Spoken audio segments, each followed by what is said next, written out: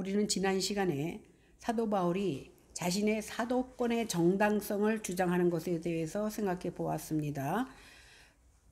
많은 사람들이 자신을 드러내고 추천장을 가지고 오고 자신을 드러내는데 몰두했지만 사도 바울은 세상적인 것에 몰입하지 않고 오직 그리스도의 영광의 복음의 광채만을 전했다고 말하면서 자신이 가진 그 직분이 영광스러운 사도의 직분에 대해서 설명했습니다. 그런데 갑자기 그 분위기를 싹 바꿔서 우리가 이 보배를 질그릇에 가졌다라는 모습으로 변화시켜서 말씀하는 것을 오늘 볼 수 있습니다. 다 같이 7절을 다 같이 읽어보겠습니다. 시작. 우리가 이 보배를 질그릇에 가졌으니 이는 힘이 큰 능력은 하나님께 있고 우리에게 있지 아니함을 알게 하려 함이라. 오늘 사도 바울이 우리가 이 보배를 질그릇에 가졌다라고 했는데 여기서 사도 바울이 말하는 이 보배가 무엇이고 질그릇이 무엇인지를 생각해 보겠습니다. 여기서 말하는 보배는 세상 사람들이 다 싫다고 버려버린 십자가에 달리신 예수님이 보배입니다. 하나님께서는 천지 만물을 말씀으로 창조하시고 그 능력으로 예수 그리스도의 얼굴에 있는 하나님의 영광의 빛을 우리에게 비춰주셨습니다. 곧 예수 그리스도의 십자가의 복음의 영광을 우리가 알게 하신 겁니다. 이것이 바로 우리의 보배입니다. 그런데 이 보배를 질그릇에 가졌다고 말씀합니다.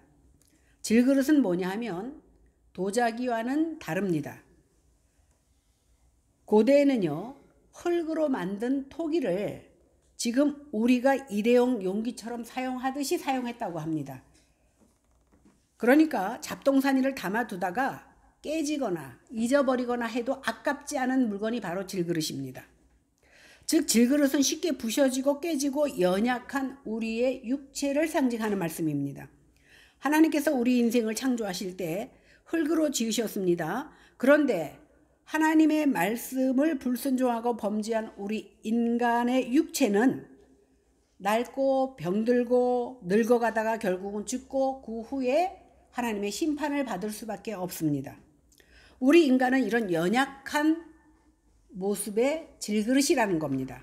이처럼 질그릇은 약하고 쉽게 깨지는 그릇입니다. 사도 바울은 질그릇을 통해서 흙으로 지음받은 우리가 흙으로 돌아가야 하는 연약하고 부서지기 쉬운 존재라는 것을 다시금 보여주고 있습니다.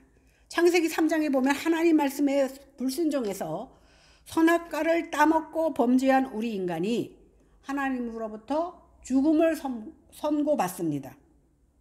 창세기 3장 19절 말씀에 보니까 하나님께서 선악과를 따먹은 아담에게 뭐라고 말씀하십니까? 내가 얼굴에 땀을 흘려야 식물을 먹고 필경은 흙으로 돌아갈 것이다. 이렇게 말씀하셨습니다. 왜? 네가 그 속에서 취함을 얻었기 때문에. 네가 흙에서 왔으니 흙으로 돌아갈 것이다. 왜? 너의 범죄함 때문에. 여기서 흙이란 히브리어는 아파르라고 하는데 먼지라는 뜻도 있고 티끌이라는 뜻도 있습니다. 우리 인간은 흙으로 지어졌고 범죄함으로 다시 흙으로 돌아가야만 됩니다. 범죄한 우리 인생은 오늘이라도 하나님께서 내 코에 생기를 걷어가시면 죽을 수밖에 없는 이런 연약한 존재입니다. 그래서 보잘것없고 깨질 수밖에 없는 우리가 한번 내가 정말 센가 한번 시험해 보려고 그냥 길거리를 막 지나가 보세요. 차에 부딪히면 바로 깨집니다. 이렇게 연약한 것이 인생이라는 것을 오늘 사도 바울은 말하고 있습니다. 그럼에도 하나님께서는 그런 우리에게 영광스러운 직분을 맡기셔서 우리의 운명과 신분을 완전히 바꿔놓으셨습니다. 왜 그렇습니까? 우리가 질그릇이지만 우리 속에 소유한 그 보배 때문에 우리 하나님께서 우리의 운명을 바꿔놓으셨다는 겁니다. 이것이 바로 복음의 역설입니다. 시편 90편에 보면 모세의 기도가 나오는데 여기에 보면 인간의 모습이 어떠한지를 아주 잘 나타내고 있습니다. 우리 인생을 홍수처럼 쓸어가시기도 하시고 잠깐 자다가 깨보니까 하늘나라야. 죽었다는 겁니다. 아침에 돋는 풀같이 아침에는 꽃이 활짝 폈는데 저녁에는 베어져서 시들어서 불구덩으로 들어가는 것이 인생입니다. 그리고 인생이 얼마나 빨리 가는지 화살같이 빨리 날아갑니다. 범죄에서 생명나무로 나아가지 못하는 인생들의 현실이 바로 이렇다는 겁니다. 결국 우리는 땅의 티끌로 돌아가야 되는 그러한 인생입니다. 그런데 그 인생의 연수가 70이요 강건하면 80이라도 그것이 즐거운 일만 있는 것이 아니라 수고와 슬픔뿐이라고 말하고 있습니다. 그러니까 하나님의 진노의 날을 계수하는 것, 이것이 바로 지혜입니다. 이제 내가 얼마를 살까 계수해도 우리는 알지 못하지만, 그러나 얼마 남지 않은 삶을 오직 주님을 위하여 내 영생을 위하여 살아가겠다는 것을 깨닫는 것이 지혜라는 겁니다. 아멘. 이렇게 시편 90편이 보여주는 길은 질그릇인 인간의 실상을 잘 보여주고 있습니다. 그런데 이런 질그릇의 보배를 담게 된 겁니다. 아무 쓸모없는 이 질그릇에 보배를 담아주셨다라는 겁니다. 그러면 이 질그릇에 보배를 담았다라는 것의 의미가 무엇입니까? 사도 바울은 질그릇같이 연약한 우리가 예수 그리스도의 보배를 가진 것, 그러니까 힘이 큰 능력이 질그릇과 같은 우리에게 있는 것이 아니라 하나님께 있다라는 것을 보여주는 겁니다. 이 말씀은 뭐냐면, 복음이라는 보배는 말로 할 수 없을 만큼 굉장히 큰 가치를 가지고 있는데, 우리 인생은 그 복음을 전하는 한낱 도구로서 사용받는 질그릇이라는 겁니다. 그렇다면 하나님께서 당신의 그 영광인 보배를 값진 도자기에 넣어두면 좋을 텐데 왜 하필이면 금방 깨질 수 없는 질그릇에 담아두기를 기뻐하셨느냐는 겁니다. 그것은요, 질그릇의 연약성을 깨닫는 동시에 아무리 연약해도 깨지지 않게끔 지켜주시는 하나님의 능력을 보여주시기 위해서 질그릇 속에 보배를 담아두신 겁니다. 이것을 통해서 내 안에 있는 하나님의 영광과 그 영광스러운 직분을 알게 하시고 연약한 나를 깨닫게 하심과 동시에 보는 사람으로 하여금 진작 연약한 너를 통해서 보여지는 하나님을 드러내게 하시기 위한 거랍니다.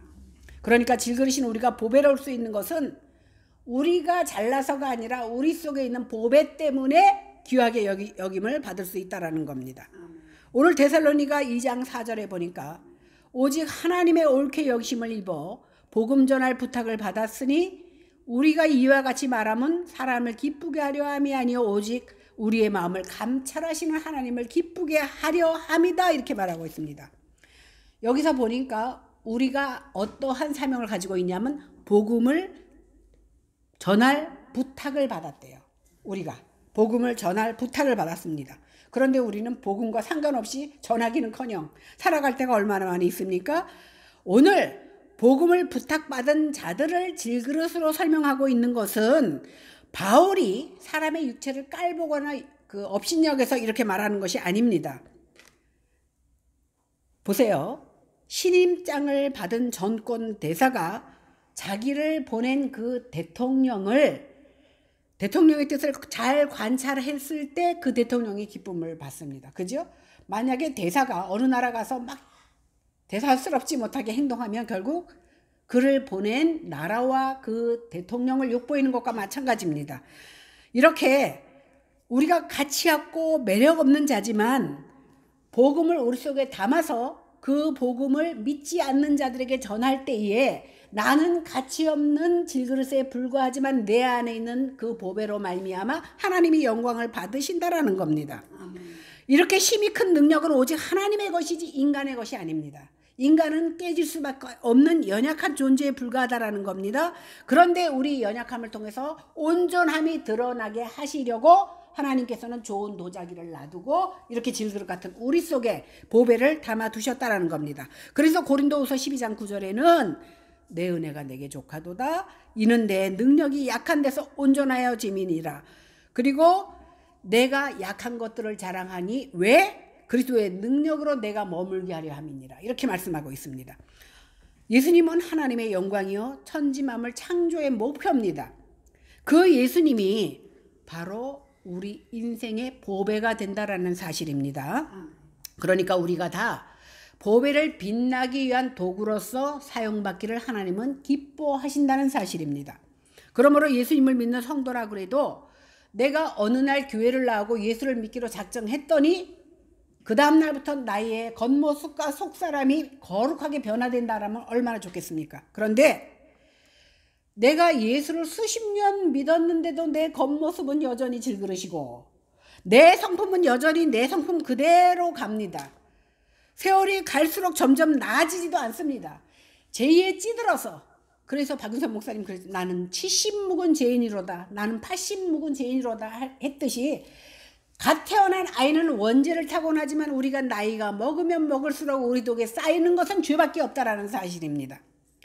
그러다가 죄의 오염 가운데 있으면서 죄를 쌓아가면서 믿지 않는 사람이나 믿는 사람이나 병들고 늙고 죽어갑니다. 그런데 우리는 내가 예수님을 믿으면 그 순간부터 뭔가 점점 나아질 거라고 믿고 성공할 거라고 착각하고 삽니다. 그러다 보니까 우리는 내가 예수를 믿었더니 이렇게 변화됐다고 간증하고 나를 과시합니다. 이것이 타락한 인간의 본능입니다.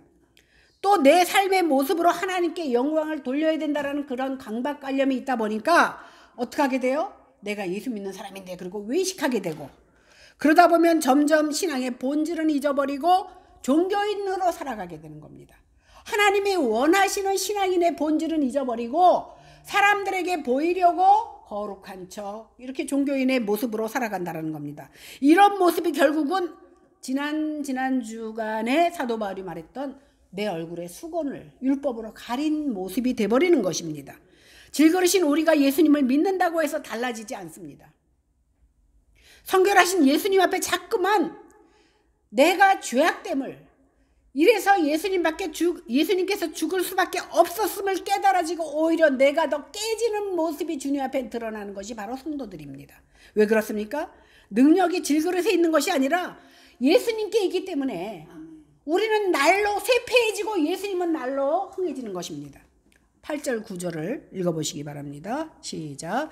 우리가 사방으로 우겨쌈을 당하여도 쌓이지 아니하며 답답한 일을 당하여도 낙심하지 아니하며 박해를 받아도 버림받지 아니하며 거꾸러뜨림을 당해도 망하지 아니하고. 이제 사도 바울은 하나님의 능력이 어떻게 역사하는지 4가지로 설명해 줍니다. 첫 번째는 우리가 사방으로 우겨쌈을 당하지만 쌓이지 않는다고 말합니다. 사방으로 우겨쌈을 당한다라는 표현은 핍박, 어떤 뜻이냐 하면 사방에서 압력을 가하는 거예요. 예를 들어 사방에서 나를 아주 힘 있는 것으로 눌러보십시오. 내가 뭐가 되겠나. 그러니까 위, 아래, 옆에서 눌림을 당한다는 겁니다. 이것은 핍박을 받고 고난을 당하여 다윗이 그 사울 왕에게 쫓겨다닐 때 모습을 이렇게 표현합니다. 이렇게 눌렸다는 겁니다. 도저히 우리가 볼 때는 하나님의 도움을 받지 않는 것 같아요. 다윗이. 그렇게 보이지만 어떻게 됐다고? 쌓이지 않습니다. 눌리지 않는다는 겁니다. 여기서 쌓이지 않는다는 말은 뭐냐면, 이제부터 내게 있는 모든 고난의 문제들이 해결된다는 말이구나, 이 말 아닙니다. 질그릇이 사방에 둘러싸여서 꼼짝을 못하게 되지만 하나님께서 하시는 일에는 전혀 방해를 받지 않는다는 거예요. 그러니까 우리가 신앙생활을 하면서 눈에 보여지는 대로 들려지는 대로 이해하면 그건 어린아이 같은 신앙이에요. 이제는 차원 높은 신앙으로 우리가 생각해야 돼요. 그러니까 많은 사람들이 어떻게 생각합니까? 내가 고난을 받으면, 믿음이 연약한 눈으로 바라보면, 정말 하나님이 살아계시다면 왜 나에게 이런 고통을 주시냐? 나 이제부터 교회 안 나가.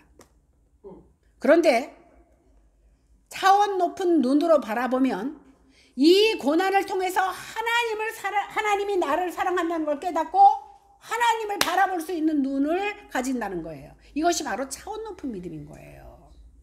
그러니까 쌓이지 않는다고 하니까 모든 문제가 해결된다 이렇게 해석하면 안 돼요. 하나님이 하시는 일에는 지장을 받지 않는다는 거예요. 뭐예요? 하나님이 섭리대로 이끌어 나가신다라는 겁니다. 결과적으로. 그래서 모든 것이 합력하여 선으로 이루어집니다. 그러니까 계속해서 억압과 압박을 당하지만 눌릴 것 같은데 눌리지 않고 쌓일 것 같은데 쌓이지 않는 것이 하나님의 역사입니다. 두 번째, 답답한 일을 당해도 낙심하지 않는답니다. 여기서 답답한 일은 뭐냐면 앞뒤 옆 위가 다 막혀버렸어.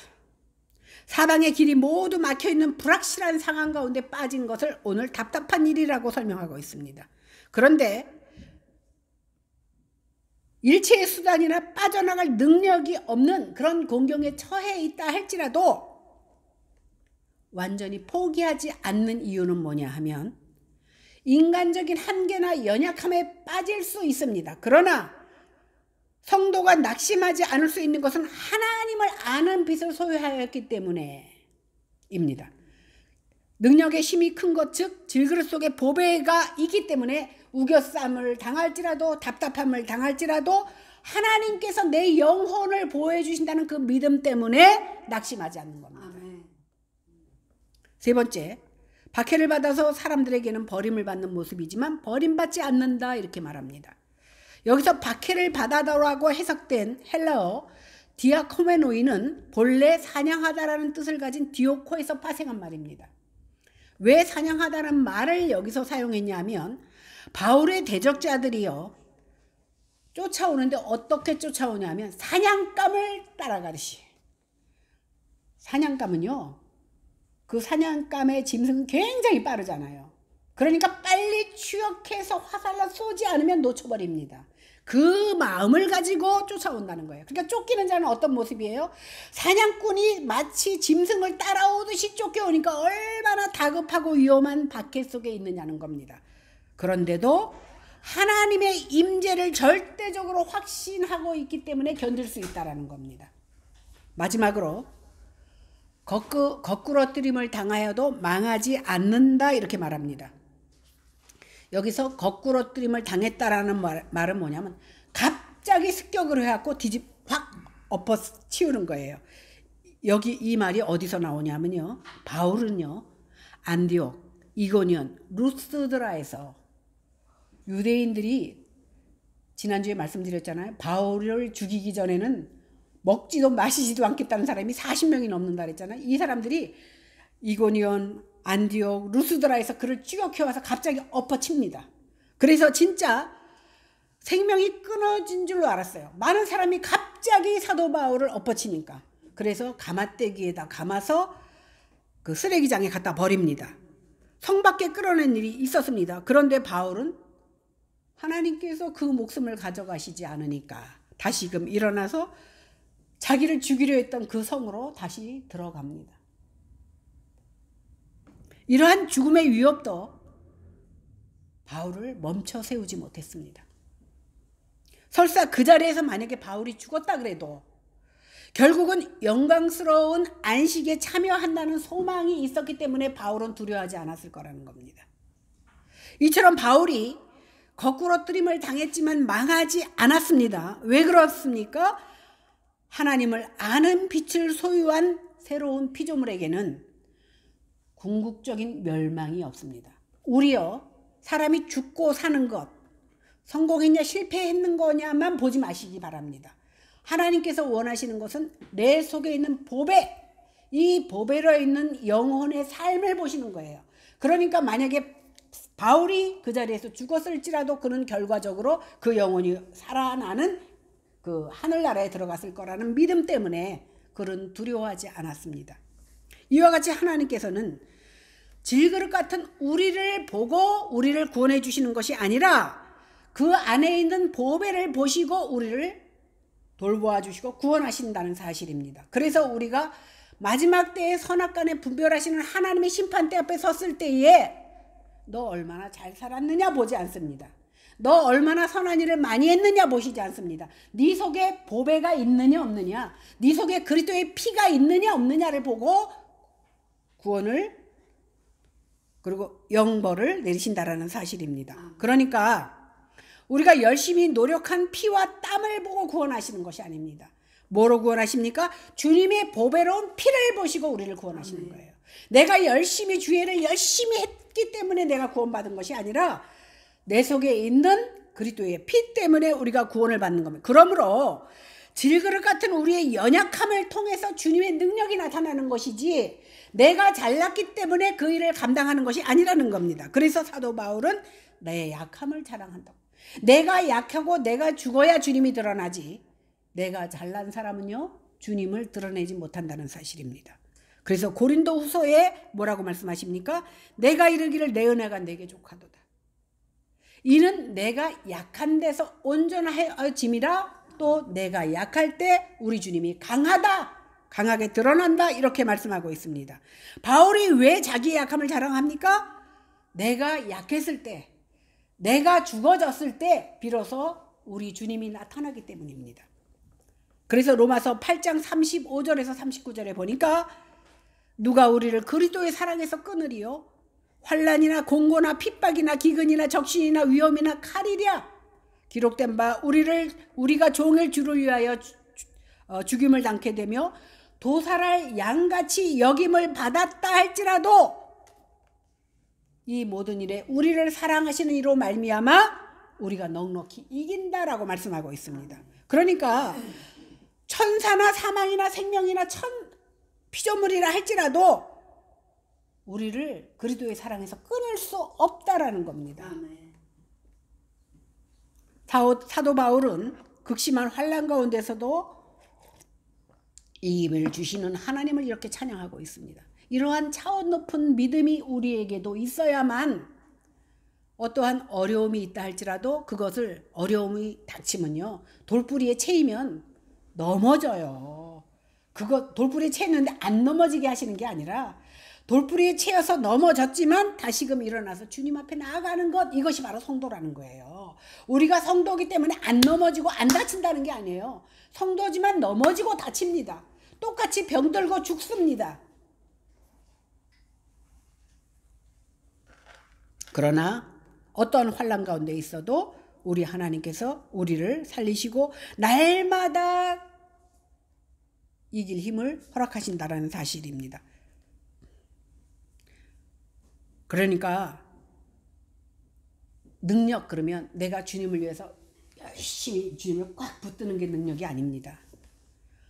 예수 그리스도에서 사랑에서 끊어지지 않는 것이 능력이에요. 그것이 은혜입니다. 내가 주님을 잡아도 주님께서 손가락을 탁 치면 넘어갈 수밖에 없는 연약한 인간이잖아요. 내가 잡는 게 아니라 주님께서 끊어지지 않는 모습으로 관계를 유지하는 것, 이것이 바로 하나님의 사랑에서 끊어지지 않는 것이 바로 능력이라는 거예요. 그런데 이 능력이 질그릇 우리에게서 나오는 것이 아니라는 거예요. 그러니까 내 힘으로 구원받는 것이 아니라는 겁니다. 10절과 11절을 다 같이 읽어보겠습니다. 시작. 우리가 항상 예수의 죽음을 몸에 짊어지면 예수의 생명이 또한 우리 몸에 나타나게 하려 함이라. 우리 살아있는 자가 항상 예수를 위하여 죽음에 넘겨지면 예수의 생명이 또한 우리 죽을 육체에 나타내게.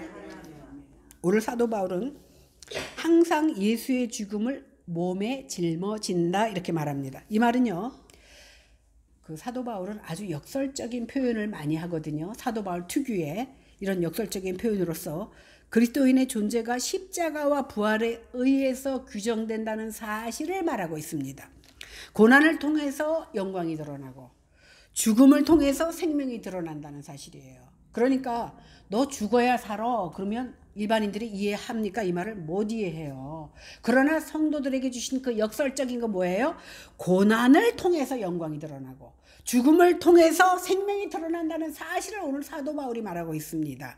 이것을 통해서 자신의 고난과 그리스도의 고난, 자신의 죽음의 과정을 통하여서 그리스도의 죽음의 과정이 깊이 연결되어 있다는 것을 보여주고 있습니다. 그래서 우리가 알듯이 우리가 하나님을 알고 인정할 때에 예수님께서도 내가 너를 인정한다고 했는데 그 인정의 말이 뭐라 그래서 호모노게이타이 뭐예요? 예수님 나 예수님 알아요. 믿어요. 이렇게 말하니까 그래.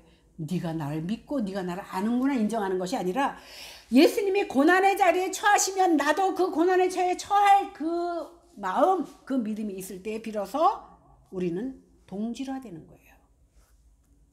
그래서 죽음의 과정, 내 죽음의 과정과 예수님의 죽음의 과정이 분명히 연관되어 있다는 사실을 사도 바울은 고백하고 있습니다. 사도 바울은 성도가 신앙적 삶을 지켜나가고자 할 때에 예수의 죽음과 같은 고난이 나에게도 계속 반복해서 이어진다는 거예요. 예수님은 어느 한날 편하게 산 적이 없어요. 예수님은 누울 곳이 없도록 자신의 집도 없이 살았습니다. 그리고 하나님의 아들로서 하나님이신 당신이 많은 사람에게 손가락 받고 저주를 받으면서 죽어갔습니다. 이것은 무엇을 얘기합니까? 예수님의 죽음과 고난이 나와 관계가 없으면 나도 예수님과 관계가 없다라는 사실입니다. 바울이 믿는 자를 잡아가려고 가다가 다메섹에서 보세요. 바울이 예수 믿는 자를 잡아 죽이려고 그것이 하나님 앞에 영광되는 줄 알고 막 가다가 다메섹에서 꼬꾸라지지 않습니까? 부활하신 주님을 만나고 그때까지는 잘 나갔죠. 그죠? 사람들한테 인정받는 사람이었죠. 그런데 예수님을 만나고 나서부터 사도 바울의 고난은 시작됩니다. 주님은 바울에게 사울아 사울아 내가 어찌하여 나를 핍박하느냐고 물으셨습니다. 아니 내가 언제 당신 얼굴 본 적도 없는데 당신을 믿는 그 이단지를 잡으러 가려고 했지 내가 언제 당신을 핍박했습니까? 라고 되묻지 않았습니다. 머리 좋은 바울은 내가 예수 믿는 자들을 핍박하는 것이 바로 예수님을 핍박한다는 사실을 깨달았다는 사실입니다. 그래서 그가 핍박을 받을 때에 저들이 나를 핍박하는 것이 예수님을 핍박하는 것인 줄 알고 예수님의 핍박당하심을 가슴 아파하며 그 핍박을 견디어냈던 것입니다. 그리고 인내할 수 있었던 겁니다. 예수님을 만난 후 바울은 자기 인생에서 가장 중요한 것이 보통 사람들이 생각하는 세상의 성공도 아니었습니다. 그리고 자기를 멋있게 증명하는 것도 아니었습니다. 오직 예수의 생명이 내 안에 나타나는 것을 그들에게 보여주고 싶어 했습니다. 그걸 증거하려고 했습니다. 이것이 주님의 십자가에 동참하는 겁니다. 십자가의 고난을 기꺼이 감내하는 성도들에게 부활을 통한 궁극적인 그런 구원이 주어진다라는 사실입니다. 성도들은요, 주를 위한 고난을 통해서 예수 그리스도와 연합하고 종말론적으로 그리스도의 재림 때 나 역시 예수님의 그 영광스러운 자리에 함께 한다라는 그러한 영원한 승리를 생각하고 신앙생활을 할 수 있는 겁니다. 이런 의미에서 그리스도인의 고난은 패배의 표징이 아닙니다. 생명을 소유하게 되는 승리의 표징입니다. 그러니까 내가 고난을 많이 당하면 당할수록 내게 오는 것은 뭐예요? 더 값진 면류관이 기다리고 있다라는 승리의 표징으로 받아들이는 믿음의 사람 되기를 바랍니다. 아이러니하게도요, 예수님의 생명은요, 십자가의 죽음에서 나타났습니다. 그러므로 예수님께서 우리 성도들을 십자가, 즉 날마다 우리 역시 당신이 죽음의 과정으로 우리를 초대합니다. 반갑지 않은 초대죠. 우리를 그렇게 하시는 것은 예수님의 생명이 우리 죽을 육체에 나타나게 하려고 그렇게 하신다는 겁니다. 예수님께서도 질그릇같이 연약한 자신의 몸에, 예수님은 완전한 하나님이시지만 완전한 인간으로 이 세상에 오셨습니다. 그러니까 그도 매맞으면 아팠습니다. 그리고 피 흘렸습니다.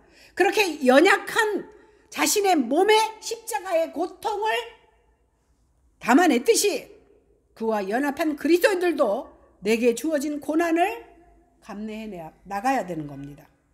그러므로 우리가 예수님을 믿는다는 것은 이제부터 내가 보란듯이 잘 사라진다라는 것이 아닌 거예요. 삼박자 축복 아닙니다.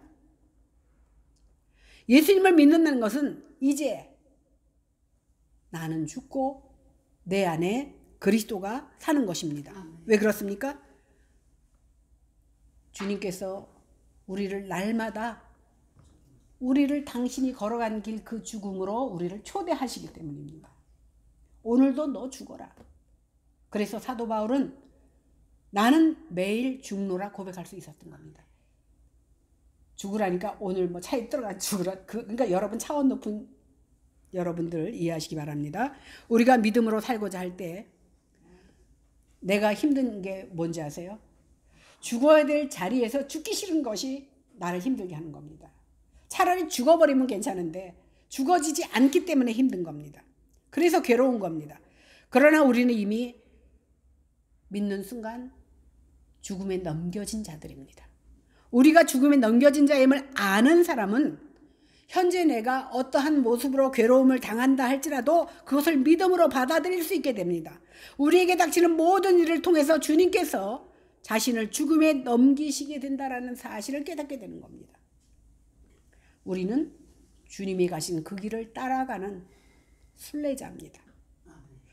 그럴 때 나를 힘들게 하고 괴롭게 하는 자들을 향하여 우리는 어렵지만 이를 악물고 그를 축복할 수 있는 겁니다. 이때 비로소 주님께서 우리 안에 있는 예수 그리스도의 생명이 나타나게 하십니다. 언제? 내가 괴롭지만 원수를 향하여 죽어질 때에 그때 내 안에서 그리스도의 생명이 나타난다. 이것이 바로 복음의 역설입니다. 이것이 바로 질그릇에 담긴 보배를 드러내는 겁니다. 오늘 사도행전 7장에 보니까 스데반이 예수님을 십자가에 못 박아 죽인 유대인들의 죄를 지적하자 어떻게 했습니까? 그들이 흥분해서 옷을 찢고 스데반에게 달려들어 돌을 던져 결국은 죽입니다. 그런데 스데반이 어떻게 합니까? 사도행전 7장에 보니까 스데반이 성령이 충만하여, 아니 매 맞아 아파 죽겠는데 성령이 충만하여 하늘을 우러러보니까 하나님의 영광과 예수님이 하나님 우편에 서 계신 것이 보이는 거예요. 그러니까 아픔이 아픔으로 느껴지는 것이 아니라 그 영광이 너무나 커서 그가 소리 지릅니다. 보라, 하늘이 열리고 인자가 하나님 우편에 서 계신 것을 보노라, 이렇게 말합니다. 저게 미쳤구나. 돌멩이 던진 것들이 저게 미쳤구나. 그리고 한꺼번에 달려들어서 성 밖으로 내치고 돌로, 그리고 증인들이 옷을 벗어서 그때 현재 바울인 사울 앞에 옷을 발 앞에 둡니다. 돌에 맞은 스데반이 부르짖습니다. 주 예수여, 내 영혼을 받으시옵소서. 그리고 무릎을 꿇고 기도합니다. 주여, 이 죄를 저들에게 돌리지 마옵소서 하고 죽습니다. 참 놀라운 신앙입니다. 스데반은 자기를 돌로 치는 자들을 위하여 주님께 용서를 빌고 죽었습니다. 이것이 바로 질그릇 속에 담긴 보배를 드러내는 모습인 거예요. 죽어야 드러나는, 깨져야 드러나는 보배입니다. 하나님께서는 이러한 모습을 통해서 질그릇 속에 담긴 보배, 곧 주님의 십자가 복음의 능력을 드러내시는 겁니다. 내가 세상에서 성공해서 돈 많이 벌어서 좋은 일 많이 해서 드러내는 것이 아닙니다. 12절 보겠습니다. 시작. 그런즉 사망은 우리 안에서 역사하고 생명은 너희 안에서 역사하느니라. 사도 바울은 사망은 우리 안에서 역사하고 생명은 너희 안에서 역사한다고 말합니다. 하나님은 질그릇을 깨트리는 방법으로 예수 그리스도의 생명을 드러내십니다. 왜 그러냐면 깨져야 보배가 드러납니다. 항아리가 깨져야 그 안에 뭐가 있는지 알지. 그죠?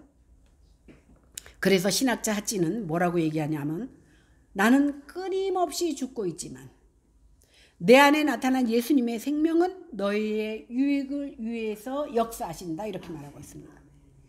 보배이신 예수 그리스도를 드러내는 일에 포장지가 너무 좋으면 안 돼.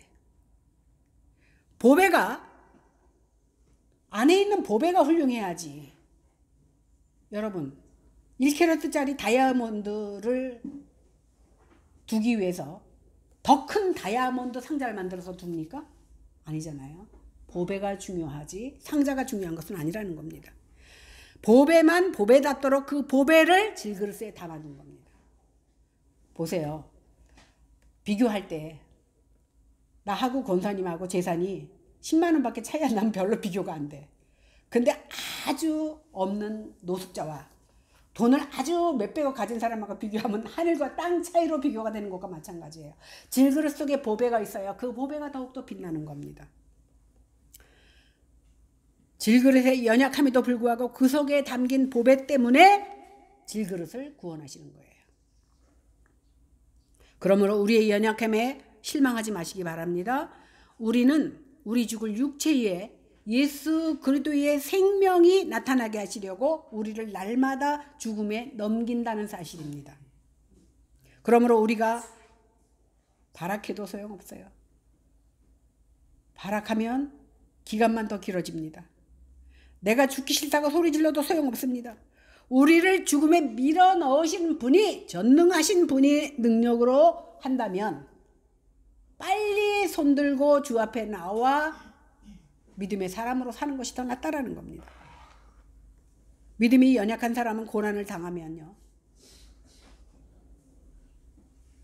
하나님을 외면합니다. 그리고 세상 뜰로 갑니다. 그러나 진정한 보배를 맛본 자들은 어려운 가운데 무릎 꿇고 스데반과 같이 기도할 수 있는 사람이 된다라는 사실입니다. 하나님께서 우리를 질그릇으로 빚으신 것은 능력의 굉장히 큰, 지극히 크심이 우리 안에 있는 것이 아니라 주님께 있다는 것을 보여주기 위해서 우리를 질그릇 삼으셨다라는 겁니다. 그러므로 진흙이 약하고 깨지고 부서져도 상관없어. 우리는 부서지고 죽어도 상관없다는 겁니다. 왜? 우리가 깨져야만이 그 안에 있는 보배가 드러나기 때문에. 왜 하나님께서 이런 어려움을 주셨냐, 왜 나를 깨뜨리시냐고 한거하지 마시기 바랍니다. 내가 깨져야 비로소 보배가 드러나기 때문입니다.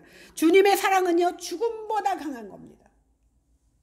그러므로 날마다 죽음에 넘겨서라도 그리스도의 사랑에서 끊어지지 않게 하시려고, 어쩌면 우리를 영원히 살리시려고, 어떠면 하나님께서는 우리의 질그릇, 육체된 질그릇을 깨트릴 때가 있다라는 겁니다. 왜? 그의 육체가 살아있어서는 그가 영원한 생명을 얻을 수 없을 때,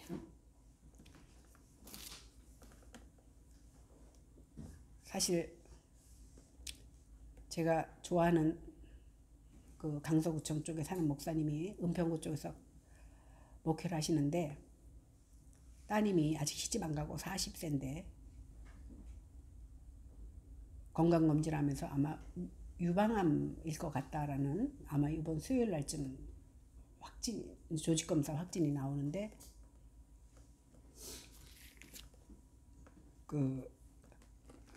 그것을 위해서 그분이 이제 다음 주간에 계속해서 어떤 여행이 잡혔는데 그것을 포기하고 기도하면서, 자기 교회가 뭐니까 우리 교회 와서 기도하게 돼서 어제도 1시간 동안 같이 기도를 했어요. 근데 그 딸이 참 대단한 것이, 예레미야 29장 11절 말씀인가를 하나님이 주셨다 그러면서 그 말씀을 보내주셨어요. 하나님이 나에게 주신 이 환경이 고난을 주심이 아니요, 어려움을 주심이 아니요, 평화를 주시기 위함이로다. 이 말씀을 받고 따님이 기도하고 있더라고요. 그래서 목사님과 제가 어제 그 말씀을 붙들고 그 딸을 위해서 기도했어요. 참 하나님이 뜨겁게 기도하게 하신 것을 통해서 하나님이 귀하게 쓰시는 딸이구나 라는 생각을 했어요. 그런데 사실 우리가 인간적으로 생각하면 그에게 아무 일이 일어나지 않는 것이 축복입니다. 그걸 또 원하고 기도하고 있습니다. 그러나 하나님의 생각을 우리가 앞서 나가서는 안 된다는 생각을 하며 기도하고 있습니다. 그래서 여러분들도 이름이 안수진이에요. 40세 먹었고, 그래서 생각나면 함께 기도해 주시기 바랍니다. 예수님께서는 우리에게 생명을 주시기 위해서 고난의 길을, 죽음의 길을 감내하셨습니다. 마찬가지로 바울도 자신의 고난과 시련이 고린도 교회에 유익이 되었기 때문에 그 유익으로 인하여 복음이 우리에게까지 온 겁니다.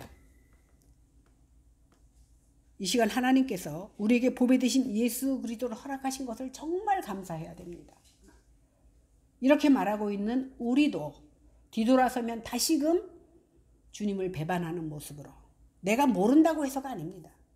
주님과 상관없는 모습으로 삶을 드립니다. 그러나 다시금 일어나서 돌뿌리에 걷어채었어도 다시금 일어나서 주님을 향한 모습으로 나가서 내 질그릇이 깨짐으로 말미암아 내 안에 있는 예수 그리스도 보배가 드러나는 삶을 드림으로 우리 하나님 앞에 영광 돌리는 저와 여러분이 되시기를 주님의 이름으로 간절히 축원합니다. 기도하겠습니다. 하나님 아버지, 은혜를 진심으로 감사합니다. 참 연약합니다. 참 부족합니다. 매일 깨지고 매일 넘어지고 매일 다치고 매일 상처 입습니다. 그러나 거기서 주저앉지 않고 다시금 일어나 주님 붙잡게 하시고 주님과 끊어지지 않는 모습으로 삶을 드릴 수 있도록 하나님 붙들어 주시니 감사합니다.